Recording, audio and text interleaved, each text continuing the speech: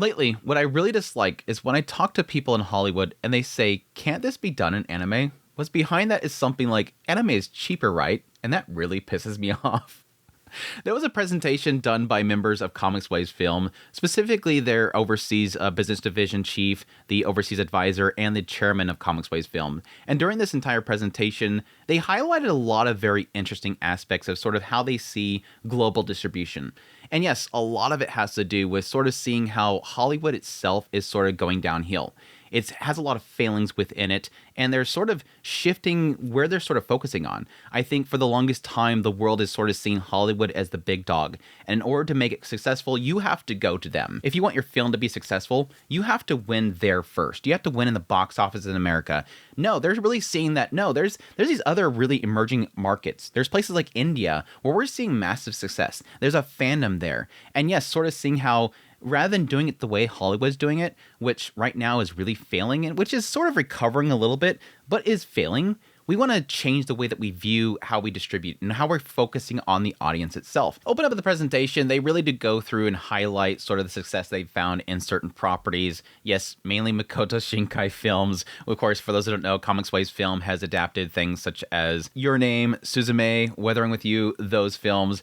They see a lot of growth in those particular films and the success they have overseas. But that's where things sort of kind of pivot with the conversation they're having here. Where essentially one of them is going to be talking about specifically India, where they took part in sort of kind of branching out there, while one sort of focuses on America. And I found the India part very interesting. I think I heard parts of this, but not the entire story.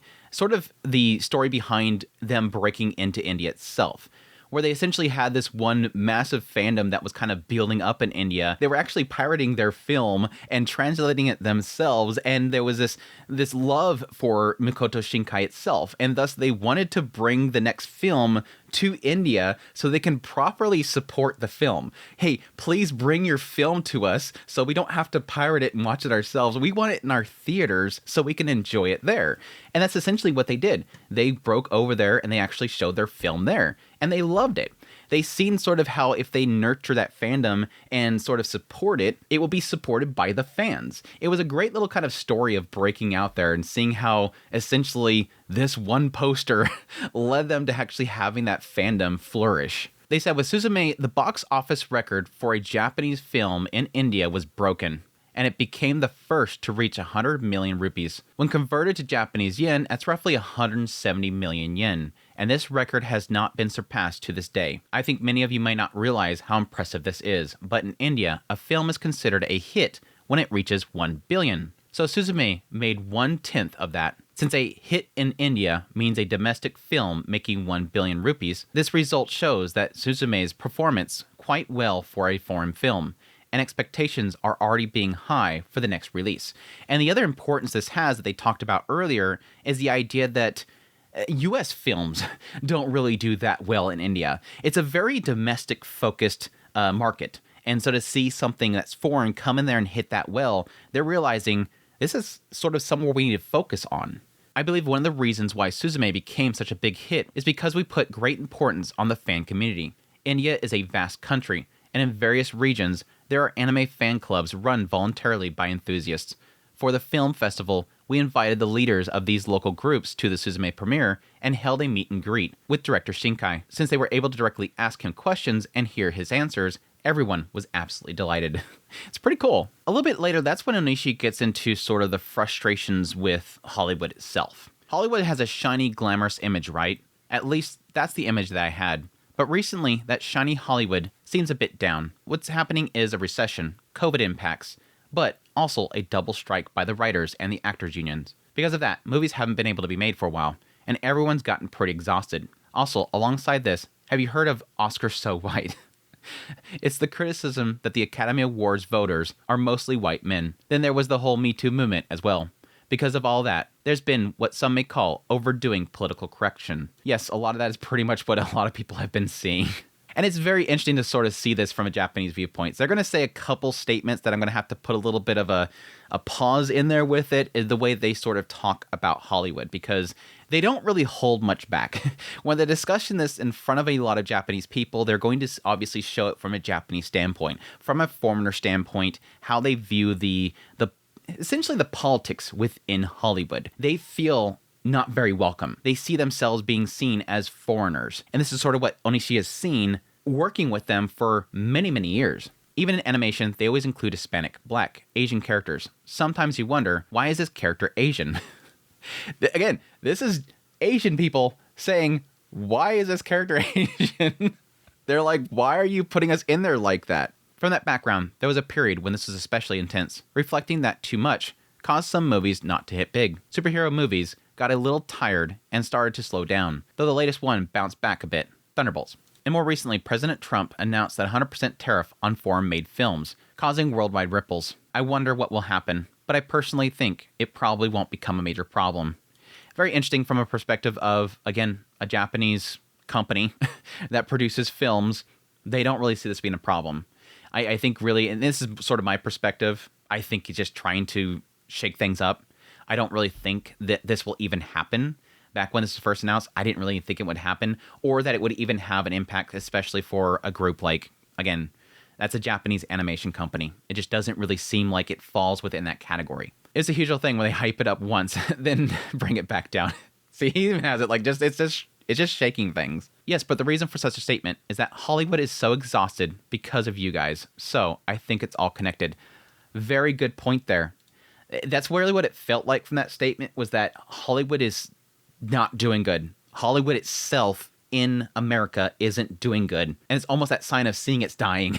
From the days when Hollywood movies basically monopolized the global market, now international films are gaining momentum, you could say. Yep. Now here's an important thing. This is going to sound really weird, but this is actually important. Could you explain a little about the difference between words globally and international? This is very specific, and it's important for later on. Ah, I see. Well, the globaling I'm using here means Hollywood unilaterally sending out to the world, whereas international gives the image of a two-way exchange going back and forth between various places around the world. It's just an image, but it feels like America says, everyone eat Big Macs. And the market that's tired of it responds, well, I also have sushi, you know. And people start saying, oh, this exists too. And it's delicious. It's a huge change, and I think the waves will continue. And you can even see it at the Academy Awards. Have you seen Flow? This is where they're sort of seeing that Hollywood is sort of healing in a way. Like back here, it's all about America's basically Hollywood. America is saying, everybody keep eating what we want to give you. But at some point, they're saying, no, there's something over here's good too. And for the longest time, it was dying, and now it's sort of, okay, now we have to start acknowledging that the sushi exists. It's almost as if Hollywood now has to acknowledge the sushi exists. Did you see it? Did you see it? The cat was really cute, wasn't it? It seemed that it made about 160 million yen at the Japanese box office as well. This year, these 5 films were nominated for Academy Awards, and Flow won spectacularly. If this had been seen 5 years ago, I'm sure The Wild Island of Roz would have won. That was produced by DreamWorks and distributed by Universal, and even the people who made it seemed to believe that it would win. However, in a surprising turn of events, Flow took the prize. Flow is a work by a director in Latvia. When I say they thought it would win, Hollywood is like a small village. For us, we're still treated as foreigners. Here's where we get into that, again, sort of how they view themselves looking into Hollywood. Again, from them a perspective of actually dealing with people for a long time there. For us, we're still treated like foreigners. Hollywood has always been dominated by Jewish people. What they mean here, for those who don't know, is that Hollywood was essentially founded and became what it was by Jewish people. When they came over here, they literally built Hollywood as we see it now. They built it into the massive behemoth that it is. And that's why 4 out of 5, I believe, 4 out of 5 of the biggest producers in Hollywood are run by Jewish people. They have a strong power there, and a lot of people will see that, yeah, with the Academy Awards and whatnot, they sort of dominate it. And again, this is a perspective of Japanese foreigners trying to make it big in Hollywood, or at least trying to get into that market, and they feel like foreigners. They're not treated like they're part of the team. They're not treated like they're part of the crowd. And there was a history where if you weren't using one of the top 5 major distribution companies, you basically wouldn't get nominated. For example, Makoto Shinkai's works, like Your Name, weren't nominated because the distributor was Funimation. And yeah, back here, I believe Funimation was not bought by Sony at that time. It was just Funimation. If we entrusted distribution rights to Sony Pictures, that's one of the top 5, maybe it would have made a difference. There's a political aspect to it. Again, this is what they sort of see from the outside looking in. They're coming in there and they're getting distributors for their films. We made this film in Japan. Hey guys, who wants to distribute it? They're not able to get in with the big dogs. The big dogs won't open their doors. These top 4 of the 5, it seems like they're not opening their door to them because they're foreign. They're Japanese. If they could have got in with Sony, maybe there's a chance there. They may have opened their door to it. And as we've seen later on, Sony would eventually buy Funimation. They would buy, Crunchyroll. And now Sony is one of the biggest distributors of Japanese works in America. But that wasn't the case back then. For them, it was very political. You're not part of our group here. So when she said the Wild Island of Roz would probably win, that was a reflection on the atmosphere at the time. The fact that Flow won means that the voters generally voted from their hearts. Again, they're seeing change happening. They're seeing that they're actually changing to sort of accept those films. They talk about the increased amount of voters, even increased amount of Japanese voters, about 40. Looking at the winners over the past 10 years, it was always places like Disney, Pixar winning. But starting around 2023, when Del Toro's Pinocchio won, there was a sense of, wait, something's changing here. Then came Hayao Miyazaki's How Do You Live, and this year's Flow.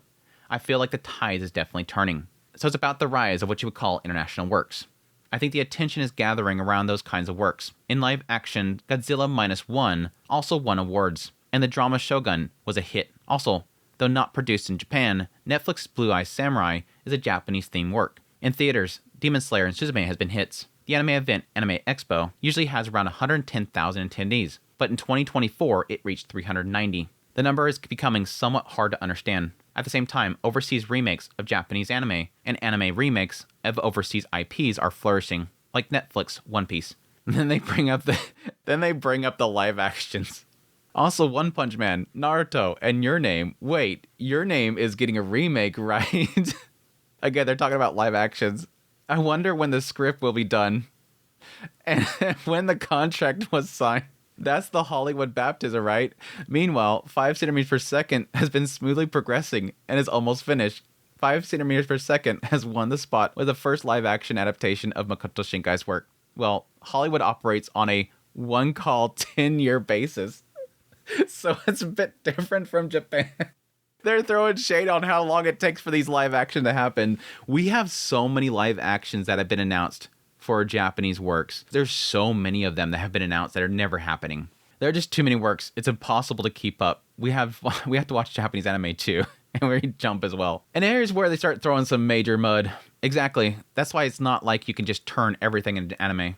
Anime is just one method, not a genre. But lately, I really dislike when I talk to people in Hollywood and they say, can't this be done in anime? What's behind that is something like, anime is cheaper, right? And that really pisses me off. Again, sort of seeing as that's the route they can take. It's easier. It's so much easier. It's so much quicker. It's so much cheaper. Can we just make this into this? Let's just have them churn it out. They're seeing sort of what, and this is the frustrating thing. They're saying Hollywood is looking at them and saying, can you make this for us instead? It's super cheap and it's easy and it's quick. This could be sort of a sign that Japan themselves need to start to kick it up. As they're saying here, that's annoying. They say live actions could cost 20 billion yen, so why can't we just do it in anime? The response is exactly what I would say. Tell them anime would cost 30 billion yen. Here's the thing though, the problem that they're really facing here is that yes, anime is much cheaper. It's much, much cheaper. And the amount that they make back is huge. The profits are huge. That's why anime itself is growing so much. That's why there's so much investment happening to it. It's cheap to make. Your Name's estimated budget is roughly like 750 million yen. Put that in perspective. They're saying live action films cost them 20 billion yen. Makoto Shinkai film estimated around 750 million yen. Weathering with You, roughly 1.2 billion yen. These films are much cheaper to make than you would typically get elsewhere. 2 billion yen for Suzume. These are really cheap. And those are kind of in the realm that you would get most films at. Yes, there's cases like, a Ghibli film. Ghibli films cost like billions of yen. Those are much more expensive estimates for how much, but he's expecting that. Hayao Miyazaki is a perfectionist. He's going to sit there and turn at that stuff until it's perfect. He can do that because he puts his name on the label, they sell. Makoto Shinkai, they can't do that. CoMix Waves, they can't do that. So this is a much different perspective here. But again, they're going to Hollywood, and Hollywood's going, dude, it costs us so much to make a live-action film. Let's just make an anime. They're doing really well. Those films are doing really well. Have them make it. Have them make it so much more cheaper. And that annoys them. And I can totally see them on their perspective seeing this as sort of like, yeah, this is a lot of work, though. It's a lot of work what we're doing here. Don't look down at this. Don't look down at this. We're just going to turn things out for you. Especially when you guys have been snubbing us for so long. Especially when we've been trying to get in there with our films for so long and saying, hey, look what we made. Who wants to distribute this? Hey, can you give it credit for how well it's did? And they're going, no, you're not part of this group. Hey, can you make this? Yes, I'm connecting to the earlier statements, and they're probably not specifically saying that, but that's sort of what I get. Just tell them anime would cost 30 billion yen. Yeah, do it. Pocket that stuff. No, just tell them 10 billion. They'll go for the savings, and you can pocket all the rest of it. All right, I'll tell them last. Hollywood creators often like people like Mamoru Oshii and Makoto Shinkai, and maybe want to try making a movie in the Japanese anime style at least once. Think about it this way. There's a theory what they call a global market might not actually exist anymore. Here's where things start to get serious again. We've entered that kind of world, that kind of era. In the past, if something was a big hit in America, it would then be a hit in France and Japan too, and globally would make 100 billion or 200 billion yen. I think the era in which Hollywood exported everything in a one-way direction is over. Now it's a borderless era, so it's not about this country or that country anymore. You have to cater more to tastes and preferences. That's important. Note that. Mental note. For example, Makoto Shinkai fans are all over the world. We just seen that example with India. Yeah, they are. I feel Shinkai fans are pretty similar everywhere in the world. Just recently, there was this kind of work too. Nata, the Great Rampage of the Demon Child. Have you seen this? Personally, I have not. Heard it was really big though, apparently. Little reactions from the audience. This work made 300 billion yen in box office revenue. That was just one film. Everyone, do you remember the Indian market we talked about earlier? 200 billion yen in 1 year. Japan's total annual box office revenue is 200 billion yen. This one film made 300 billion yen. And over 295 billion yen of the box office revenue came from domestic earnings, meaning it didn't do well overseas. In meetings about overseas-oriented works, the word global used to come up a lot. But now, Disney and Pixar films don't hit at all in China. So you have to make films tailored to specific regions, not for the whole world. And this is sort of an important thing, and this is sort of it's a scary comment at the same time. The idea that Japanese producers are actually focusing on the idea about not making their films sort of for their own purpose, but sort of catering it to a region, which can be a good thing and a bad thing. If they have a message to be told or a statement to be told or a desire to reach that audience, it's not like I necessarily want to say they shouldn't do that, but it is sort of a scary thought process there because I've talked before about the idea that when they see sort of certain regions to be more beneficial, they will cater it to them along with the sensibilities. I guess in the end, it's just going to be one of those things where if it does sort of alienate other regions, it's their own fault. That's the unfortunate thing. But it does play into what I've talked about before, where the moment that you'll see sensibilities sort of affect a lot of anime is when they see a place that is very sensitive as being the majority market. The idea that if it hits in America, it will hit worldwide is no longer true. This film, which was released last year, really put the final nail in that coffin. I also thought, this is really this year. This was a good one. This I want to frame this right here. When I was talking to people in Hollywood and the word global came up, I asked, have you seen Nata? There's no such thing as a truly global market anymore. You have to consciously aim your work somewhere, whether it's towards Asia, towards Buddhist direction, towards Christianity, towards minorities, towards white audiences. Whatever the case, unless you intentionally target something, you just can't make films the way you used to. That was the last incident that made me realize this. Sort of where I see them, again, this goes back to the previous statement a minute ago. Again, the idea of catering to that audience. Sort of what I'm seeing that they're talking about here. Before, they had the mindset, make it big in America, make it big in Hollywood, make it big in Hollywood, give it to the Hollywood elites. The Hollywood elites won't listen to us, damn. But that's how it works. It worked for Ghibli. It worked for Ghibli, right? Ghibli made it big. They sold over here. Lots of money. Demon Slayer's making lots of money. Make it big in America. But they're realizing we just got done being very successful in India. That worked really well. Okay, here's this not to film. It did huge over here. Holy crap. Why did it make it huge over there? It didn't do well globally, but it made it really huge there. What if we cater what we're making to that audience? Mind blown. That's sort of what they're saying there. And again, I can see that in both directions as being sort of a scary thing. Because what I come to anime for is them to tell their stories. Not to cater to me. I want them to tell their stories, and I like their stories.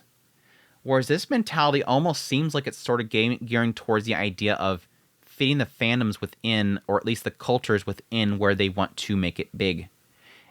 So it's a double-edged blade. I really do see it as a double-edged blade. Yes, you can't make a global market anymore. You can't. It's not going to work. You can't gear it towards a global market. Certain areas are just not going to care about what you say. But you need to make it towards a specific thing. Towards a specific person that you want to talk to. A specific audience. Unless you intentionally target something, you just can't make films the way you used to. It's a very interesting statement. The rest of this pretty much talks about the festivals are going to, but damn. it's a lot to really kind of chew on with this whole discussion. Yeah, the funniest statement in here is their sort of jab at, yes, how it seems like Hollywood kind of looks down upon them as sort of being the cheap route rather than like the passion work they put it into it. But again, that kind of goes back to sort of what I've been talking about before, where you guys need to start bumping up how much this stuff costs. That way you can keep your animators. There sort of is this sort of double standard saying that, well, over here, we're making a lot of money with this stuff. Over here, they're spending a lot into their stuff, and you're losing animators at the same time. Well, maybe why this stuff costs so much is that people want to get in that industry because they get paid a lot of money in film. And over here, people don't really want to get into animation because it doesn't get paid well, because you don't have much budget.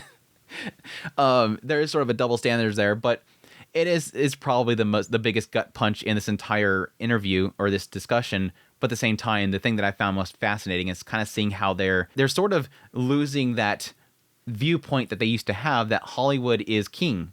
That if they want to make it big, Hollywood is where it's at. You need to be successful there. You need to be successful in America. No, we're seeing success elsewhere. People wanted our stuff in India, and we gave it to them. But I hope that with that later statement, they realized the reason why India wanted them. Why did India want you? Because they like Makoto Shinkai's films. And what were Makoto Shinkai's films? Yeah, you can argue that a lot of it is catering global, but is that really what they were going for? Or was it Makoto Shinkai the reason why people like this stuff?